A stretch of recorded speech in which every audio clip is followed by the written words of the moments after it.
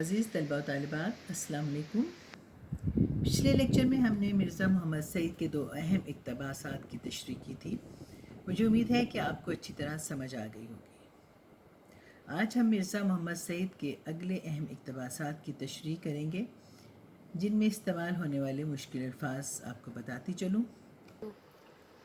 رسم و راہ، تعلقات، جان پہچان، شدہ ہوتے ہوتے، آہستہ آہستہ، کارروائی، کام، عمل، مقالہ، تحقیقی مضمون، جلال، غصہ، قلب مطمئنہ، مطمئن دل، فی البدی، بے ساختہ، مدعا، مقصد، نہ پھرنا، پیچھے نہ ہٹنا، پاکستانی ادیبوں کا گلڈ، پاکستانی لکھاریوں کی انجمن، علیل، بیمار، روب کانٹنا، روب ڈالنا، زحمت، تکلیف، قائل، ماننے والے، برحق، سچ، یقینی، وزادار، مہذب، جامع العلوم ہستی، وہ شخصیت جو بہت سے علوم میں ماہر ہو، کانٹریکٹ، معاہدہ، براڈ کاسٹنگ، پروگرام نشر کرنا، پیش خیمہ، آغاز، ابتدائی وجہ، شوخی، شرارت، پشیمانی،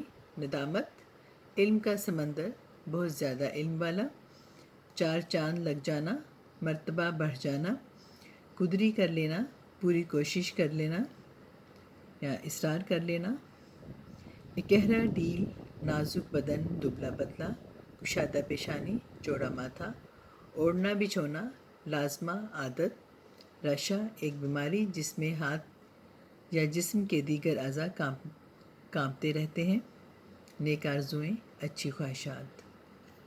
1 2 3 go. عزیز طالبات، صفحہ نمبر 16، اقتباس نمبر 3۔ مرزا صاحب کی زندگی بڑی سیدھی سادی تھی، کر و فرج یا ٹھاٹ باٹ سے کبھی نہیں رہے۔ گھر کی سواری ہم نے ان کے پاس کبھی نہیں دیکھی۔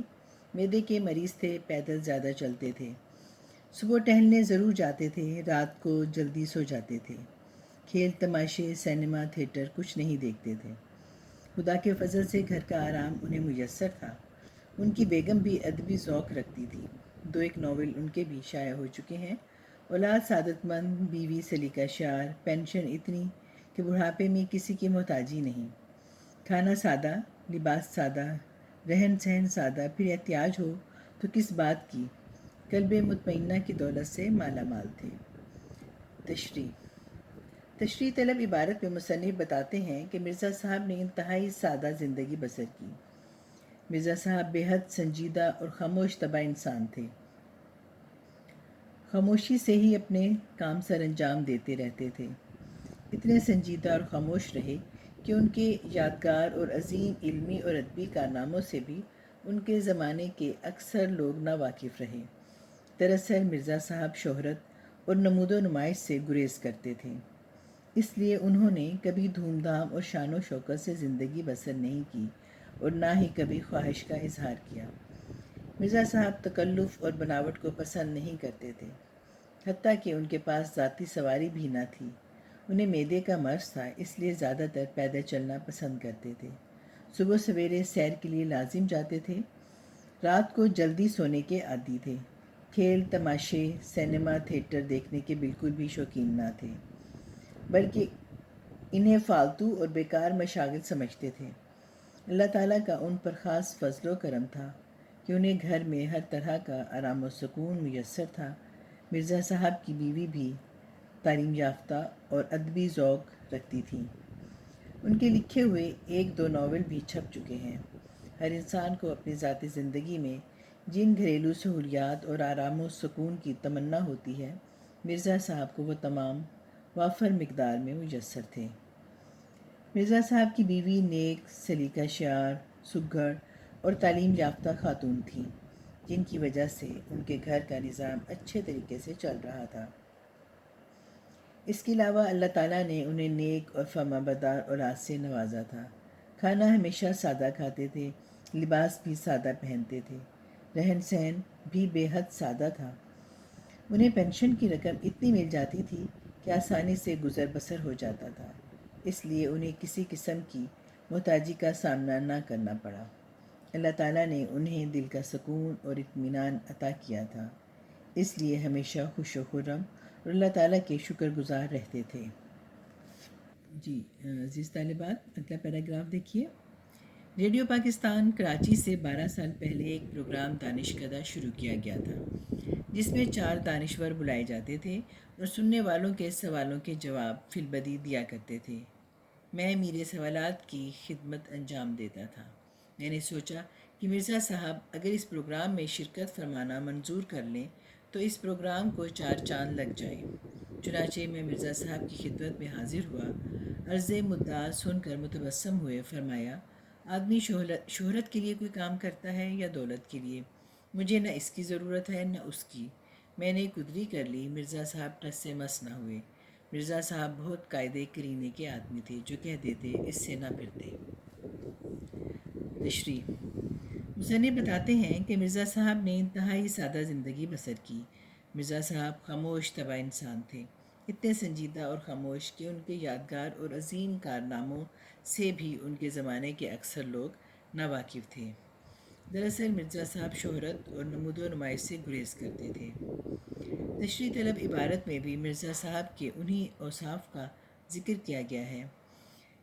ریڈیو پاکستان سے 12 سال پہلے ایک پروگرام شروع کیا گیا تھا جس کا نام دانش کدہ تھا، جس کا مطلب ہے علم و حکمت سے معمور گھر۔ اس پروگرام میں 4 مشہور و معروف اہل علم کو مدعو کیا جاتا تھا، جو سننے والوں کے سوالوں کے جوابات اسی وقت دیا کرتے تھے۔ میں اس پروگرام کا میزبان اور سوال نامے کا انچارج تھا۔ میں نے سوچا کہ اگر مرزا صاحب اس پروگرام میں شرکت قبول فرما لیں تو پروگرام کی قدر و قیمت میں اضافہ ہوگا اور اس کی مقبولیت اور خوبصورتی بھی دوبالا ہو جائے گی۔ چنانچہ میں اپنے ذہن میں یہی خوبصورت منصوبے لیے مرزا صاحب کی خدمت میں حاضر ہوا۔ میں نے ان کی خدمت میں اپنی آمد کا مقصد پیش کیا۔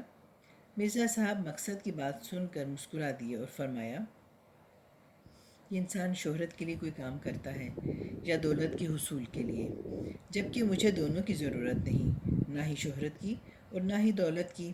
میں نے بہت کوشش کی کہ مرزا صاحب پروگرام میں شرکت کے لیے رضامند ہو جائیں، لیکن مرزا صاحب پر میری منت سماجت اور کوشش کا بالکل بھی اثر نہ ہوا۔ دراصل مرزا صاحب اپنے مزاج کے آدمی تھے اور اصولوں اور قاعدہ دستور کے پابند تھے۔ اپنی زبان سے جو بات کہہ دیتے تھے اس پر ہر حال میں کاربند رہتے تھے۔